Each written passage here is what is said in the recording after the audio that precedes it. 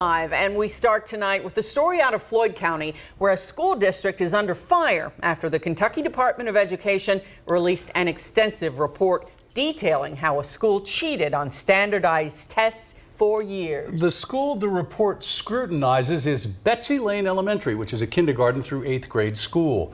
Claire Kopsky dug through the report today and brings us what she found in tonight's big story at 5.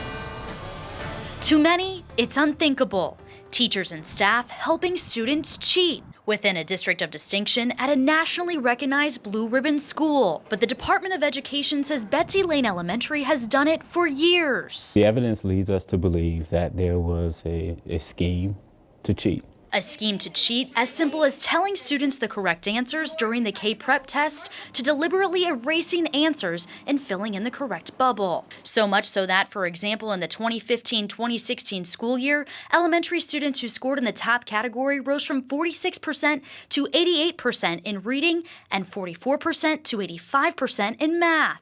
But when the Department of Education brought in a team to monitor the testing last year, those stats plummeted. But the scheme bleeds deeper to the district level, as the chief academic officer allegedly told staff members to place students in special education or she'd find, quote, someone else and they could find another job. In best case scenario, when kids' scores are not where they're supposed to be, you think about what you need to do instructionally to better serve those kids, to improve learning, not to misidentify them as needing special education services, and in fact deprive them of the education services that they're in need of and deserve. In the last 3 years, the number of students in Floyd County School District identified with a mild mental disability has been 3 times the state's average. Since Kentucky schools receive funding per pupil and more for students with special needs, the school likely received more funding than it should have. But beyond money, the Department of Education is at a loss for what the school gained.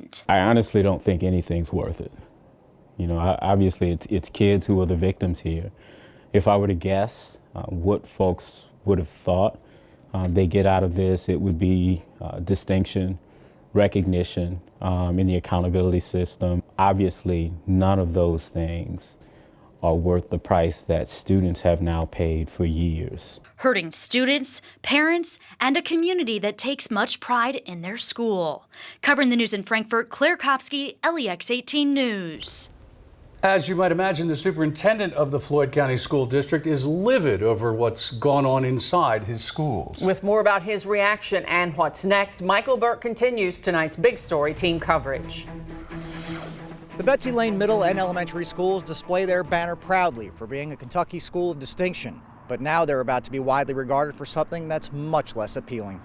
Danny Atkins didn't inherit this situation, but he has vowed to work with the state to fix it. The Floyd County School Superintendent is celebrating 1 year on the job, and he knew there were rumblings of an investigation when he took the position last spring. He did not, however, realize how damaging the results would be.